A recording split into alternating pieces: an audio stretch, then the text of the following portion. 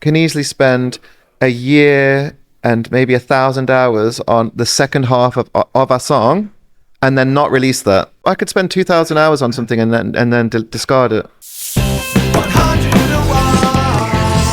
I was writing kind of documentary style music for a company called Lonely Leap in London, and that was just kind of helping me pay the bills. And at one point I got a commission to do this bigger documentary for the BBC, and it paid just enough to kind of guarantee 6 months to a year of not sort of dying. So I just took this risk, and also everything else was building in a very natural way. And at this point I was writing my third album, and it was probably my 8th or 9th record, so it was a very kind of gradual process, which I'm really grateful for, because I feel like if I had any quick success, I think I wouldn't be able to cope with it at all. What do you think about it you'd find hard?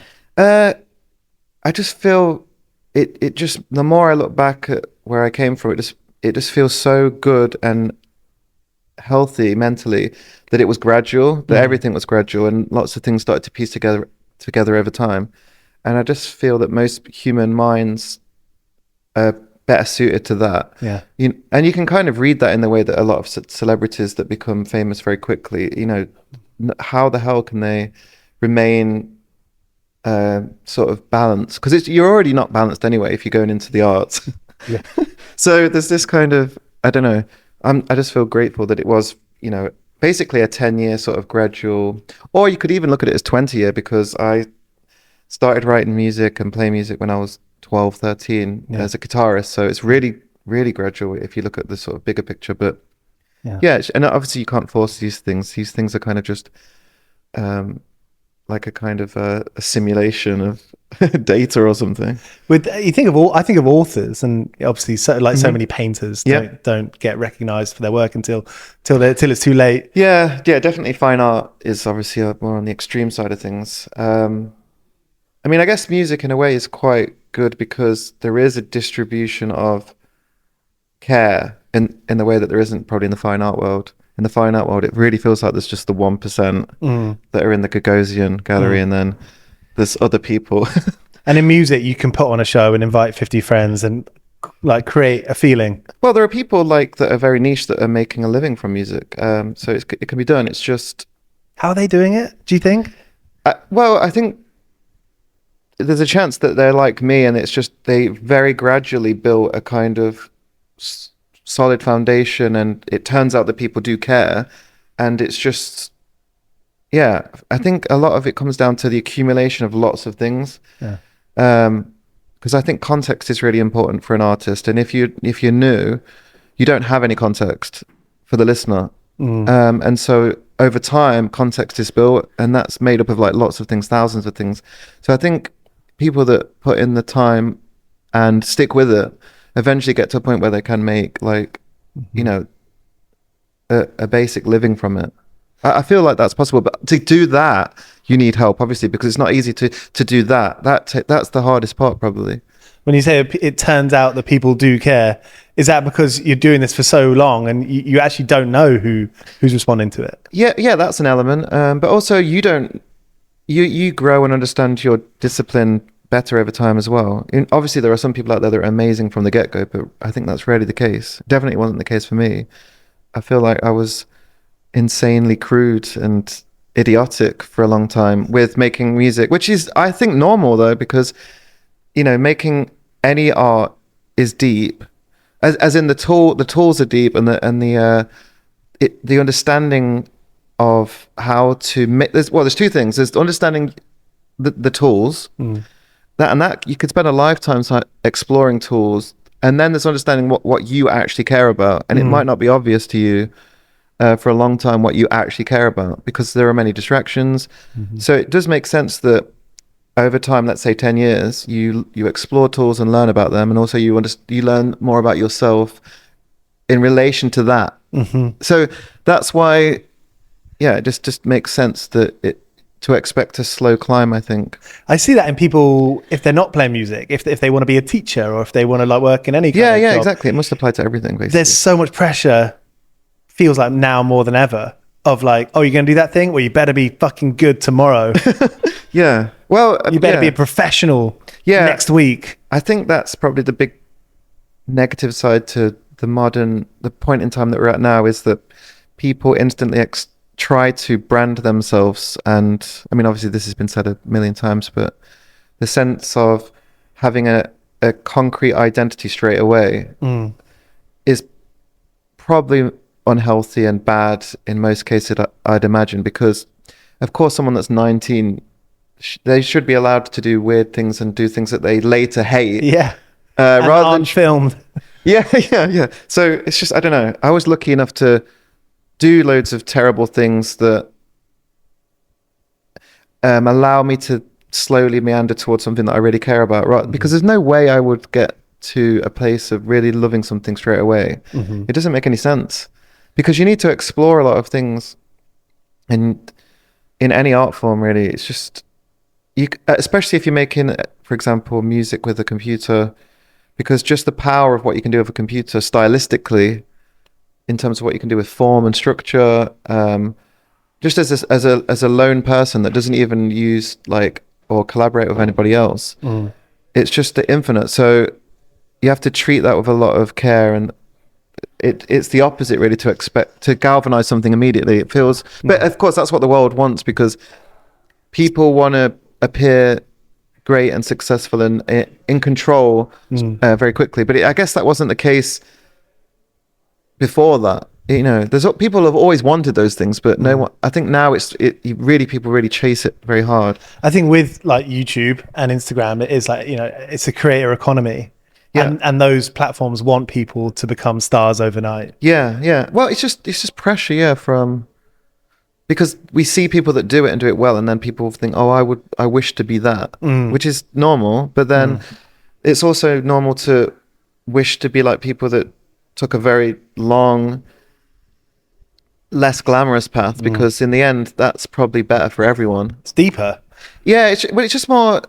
It's more grounded in reality, and in society. Yeah. Because it's just weird. There are obviously examples where people that do things very immediately, and it's good. I'm not saying like it's it's one or the other, but I think you shouldn't expect, or you almost shouldn't want to desire it in a way. I see it from like the person who's receiving the PR emails. Yeah.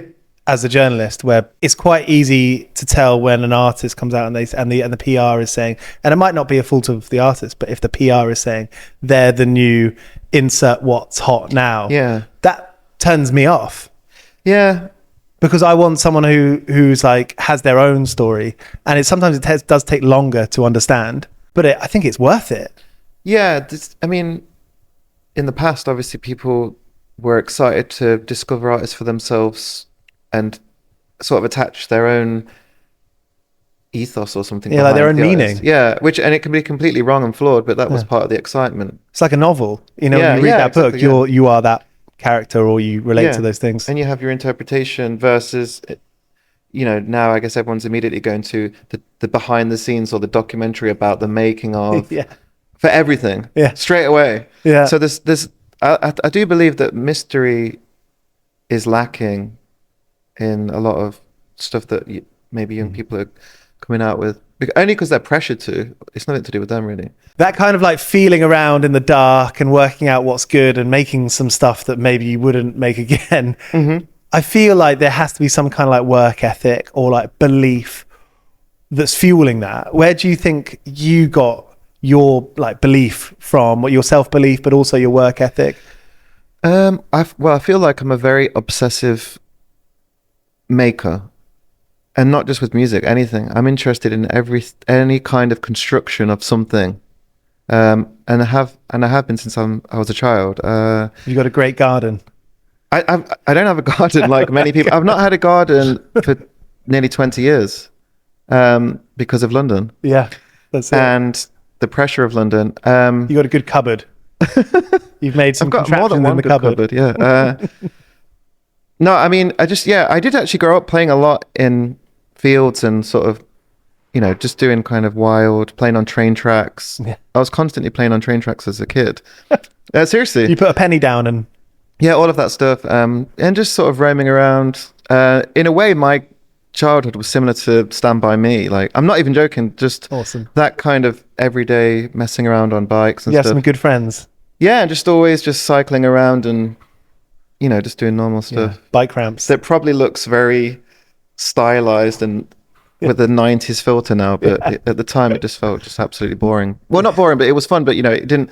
It looks romanticized now. Well, I grew up in the countryside too, and we had the people who lived in the village, the 5 other kids your age that lived in the village, they were your friends, whether you liked it or not. Yeah. You were a gang, and Yeah. you went out and you built bike ramps. Yeah, And yeah. it was boring. And because it was boring, you had to make something fun. Yeah, And yeah. it ended up being fun. Yeah, exactly. Because you yeah. made it happen. Yeah. Yeah, no, I'm grateful for that time. I would definitely, I mean, I'd probably be the same now in terms of creativity because I think I just have this obsession that's very sort of internal about not only wanting to make things all the time, like I make, all sorts of different things. So like film, I draw all the time. I make stuff in like 3D modeling. Yeah, like, cool. For a long time. You got a printer? No, I haven't got a 3D printer. I meant like a Blender, sort of like a sort of more the CGI world. Okay. But I didn't allow myself to do that because that feels like I might go crazy. To get the 3D printer. To do the 3D printing thing. Also because I'm worried about I would start to add to the environmental impact. Yeah. Because there's something nice about doing something just in a computer sometimes because it stays within that boundary. But I've obviously made loads of physical things as well. I'm interested in like woodwork and Yeah. I'm just interested in like how things are built really. Like I love the way that anything's built.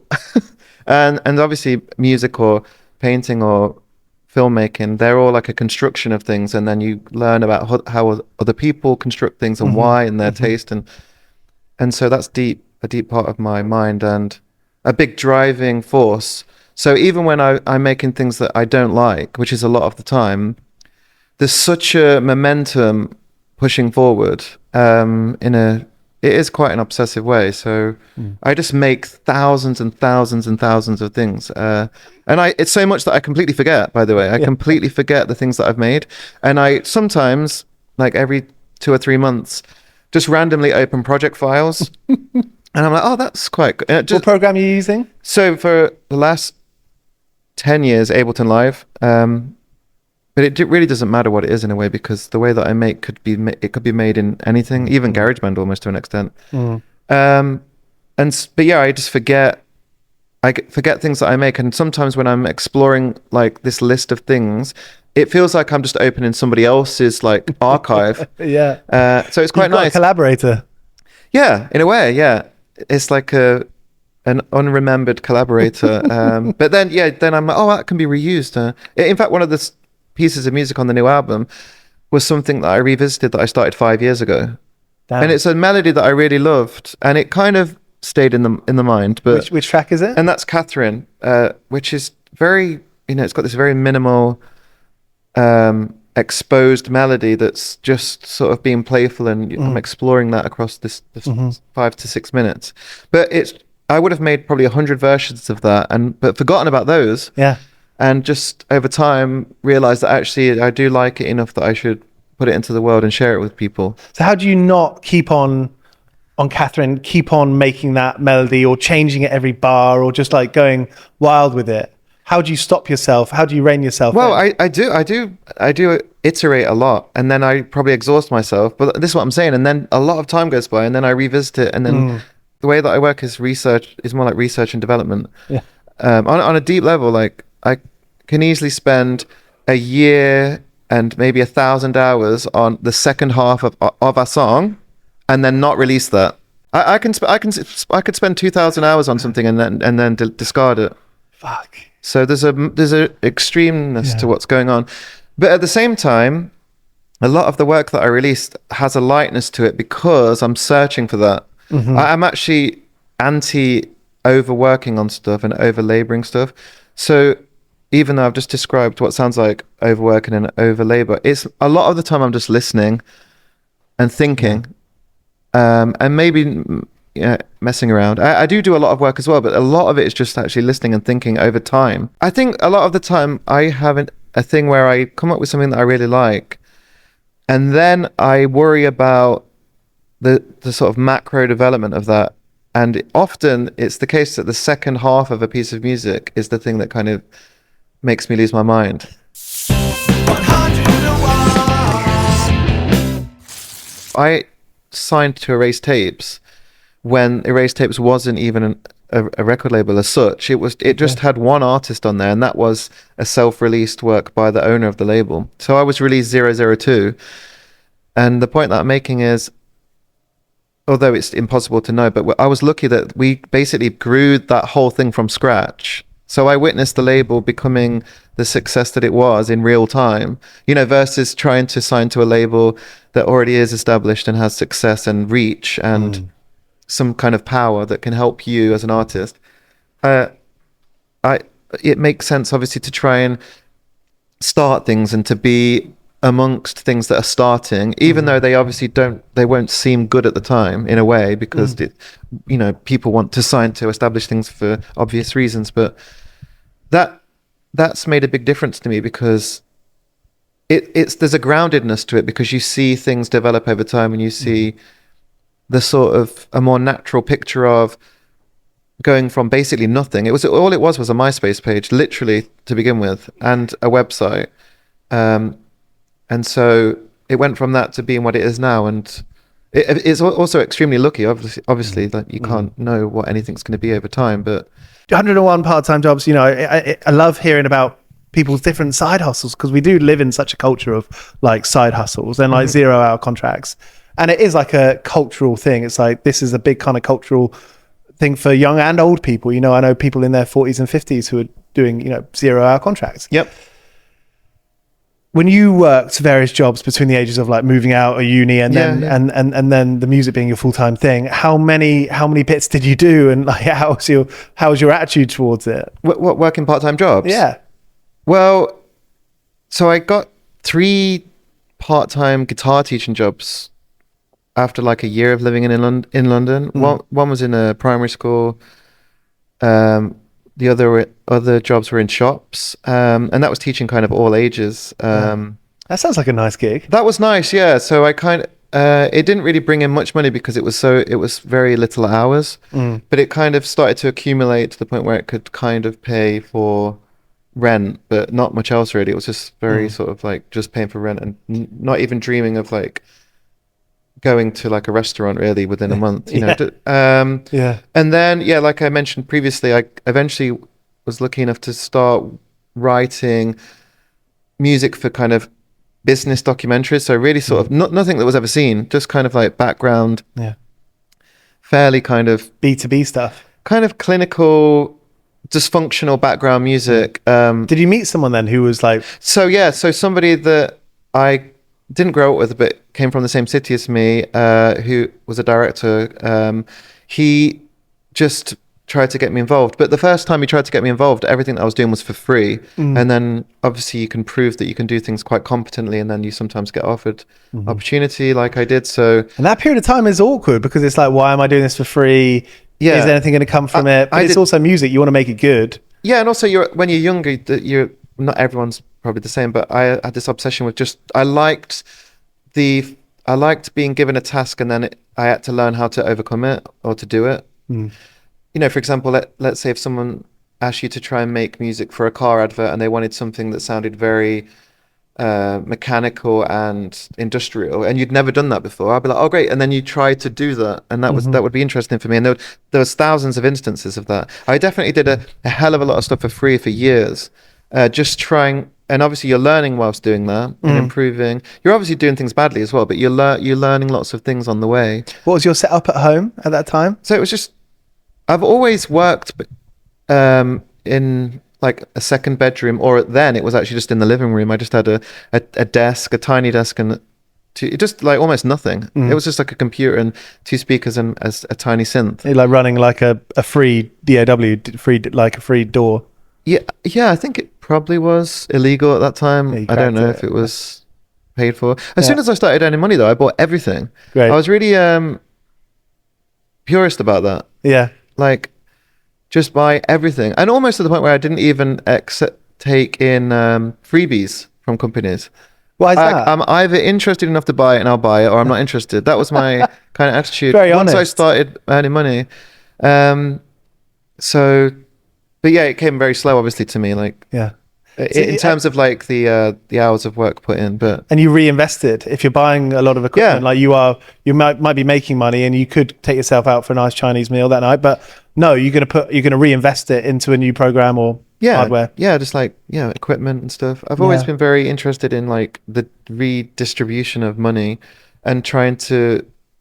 I really care about it. So, in situations where, for example, I got somebody to do something and I didn't even use it in the end. It's really important to me that they get paid. Yeah. Whereas some people might try to find a way to not. Yeah, we didn't use it, so. Yeah, but it's really important that anyone that spends any time doing something for me gets paid well. That's really lovely to hear, because music does seem to be an industry that's built off people working for free. Yeah, I mean, but also there is a lot of wealth in music, so it's very easy for people to pay people well. Not everyone, obviously, but like I'm in a position to do it, and I actually care about doing it. Yeah, awesome. Hey, Ryan, really lovely to meet you. I've just got one question left, and I think working a lot of these part-time jobs kind of mean that you have those days, and I feel like those kinds of scenarios often lead you into precarious positions and like the classic work fuck up. Yeah, a good work gaff. Do you have any memories of work gaffes that you can pull out your hole? I mean, because I am prone to being very lazy as well, because I think through exhaustion of being obsessive about making. So there's definitely periods where, I was definitely terrible when I worked in retail. I worked in retail for 5 years. Damn. Selling, of all things, rugs and other things for a company that I won't mention, but it was kind of IKEA adjacent. Mm-hmm. And I remember being sent home quite a few times for kind of being, I can't think of a concrete example. Well, one time actually I got sent home for having kind of a mohawk, and that was just inappropriate apparently. But that's not really answering your question. Wouldn't happen now. I've definitely had my fair share of feeling lost and, not having a kind of momentum to do things in a helpful way. It is an interesting relationship, because a lot of those jobs that I've worked, the bosses at like Millets and Blacks, for example, he was so serious. Yeah. And I was like, dude, I'm 19. I just want to like have 5 beers and get a packet of cigarettes. At work. Yeah, exactly. No, I actually just remembered something a little bit more relevant. When I first moved to London, after university, my girlfriend at the time paid for me for a whole year whilst I looked for work. And I felt obviously terrible for that whole year. A year's long. I know, yeah. But so within all of that time, because obviously it sounds ridiculous now because I was lucky, but I did then pay her completely back for everything. That's very nice. Yeah. And obviously you're not always lucky enough to be able to do that. But I do remember that being extremely dark. Because you were trying to make music. What was your? Well, because you feel guilty. You feel guilty, obviously, about making art under such circumstances, and when somebody was going to work and paying on your behalf. Yeah. And so, and of course, this is quite a common thing that you would hear about throughout history. But I experienced that for a while, and it was very, because it was so extreme that you would feel guilty about buying a chocolate bar, because that you don't even have that, you don't even, and it's almost like a whiff of self-belief that can be misconstrued as arrogance. But as I said previously, I wasn't ever expecting to make a career from music. I was actually just looking for kind of work that was connected to being creative. I was applying constantly for part-time teaching assistant roles. You're trying. I was expecting to get a job as like a teaching assistant or something. I wasn't at all thinking it was possible to make a living from music at all. Okay. And so that made it feel better, because it felt like more practical and aligned to society to an extent. But in this case, lucky that someone supported me for that year. And didn't ask for interest. No, but I do remember though one time within that period. No, was it within that period? I think it was within that period. I also lost her expensive camera. No. I think because I was very forgetful and just in quite a bad mental health space. And obviously when you're in places like that, things get worse and worse easily. And I remembered that just feeling so tragically bad and felt ashamed that. Luckily enough, I then at some point a few years later managed to earn a lot of money through an advert, which is Yeah. semi disgraceful, but Take it. I was so happy to then like pay back and give the money for that camera. It sounds like not that much, but that really meant a lot to me to be able to do that. I understand. It's meaningful. Yeah. So these are just kind of like normal things, but Yeah. I didn't make the move to try and make a living from music until maybe 5 years after this. And that's a long time, isn't it? So it's just the whole of my 20s was just this gradual build, really. And then, to be honest, though, so I'm turning 40 soon. So then it's still a gradual build from 30 to 40. Yeah. And yeah, I was lucky enough that when the pandemic hit, I had a very strong foundation that I could continue to work. Whereas obviously other people might not have had that, or people were just trying to start, and then it was horrendous. So I'm lucky, but yeah, it's just Long may it continue, because the new record's great. Ninth album. Ninth album, which is kind of alarming because that's also for me to look crazy now by saying this, but the same amount of albums that Radiohead have put out. So I'm challenging them. Do you feel like you put as much time? Yes, they do. Yeah. I don't know if that sounds I don't silly. know. I mean, I would hope not. I saw a really great picture of Nigel Godrich in like someone's flat. He's a hero of mine, actually. Really? Have you met him? I was backstage once with him at the Barbican, but I didn't dare say anything to him and Johnny Greenwood. Johnny Greenwood was playing a solo show, and I just didn't dare because their family was there, I think, and it was just.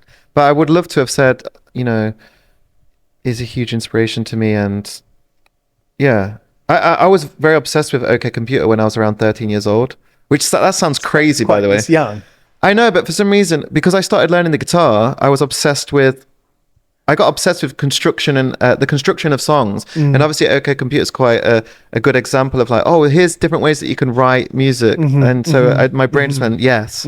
But anyway, I'm taking up too much time, but no, that's good. What's your when you I imagine there's a lot of scenarios there where you see people that you respect a lot. Yeah. Like, what do you listen to your gut feeling? You're like, is this the right time to say hi? Try and suss out the vibe. I mean, that was one of the few examples where I guess it just felt like I shouldn't do it, but I just really wanted to. But I always try to say to somebody if I really care about their work, because I feel like it's important that they hear it. Obviously, someone like him, super famous, and they know that they're important in a way, but it's important, I think, to somebody to actually say, oh, this meant a lot to me because of X. Yeah. I think it's good. It makes the world a healthier place. Especially in a time where online you basically see the opposite. Yeah. Human connection. Yeah, it's just, just ordinary kind of exchange of like values. Yeah. Nice one. That's what I hope to be doing with this. Yeah. I think because the idea of why, I'm sure you probably think about it all the time, why do I spend time and money in an Uber getting here? Yeah. Or for this. Yeah. What's the point? But I guess that's what it is. It's a... No, I had a lot of trust. Hopefully you can take that off your tax bill. But more of it's like, well, I guess that's what it is. It's an exchange of ideas. Yeah. And it's human. Yes. I mean, it's yeah. I must be quite optimistic to some extent because I don't think like that at all. Yeah. Good.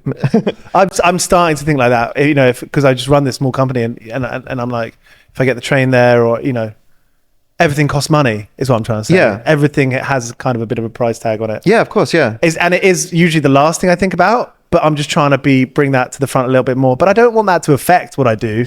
Yeah. Well, I mean, I think like most people in London, I've remedied that by working to death. Honestly, I feel like in London, everyone's just pushed to work to exhaustion and then you feel comfortable. But as soon as you stop, you feel like, oh, you might not be comfortable anymore. And so that's obviously pretty toxic, but yeah, I don't know. I'm a workaholic to an extent. So so far it functions, but it's obviously an abusive relationship. It's like Momentum.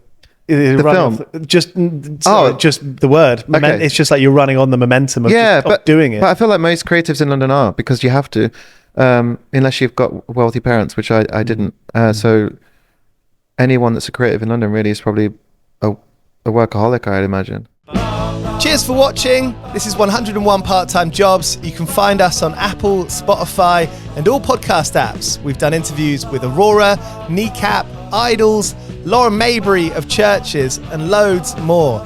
So tap into 101 Part-Time Jobs on Spotify, Apple, and all podcast apps.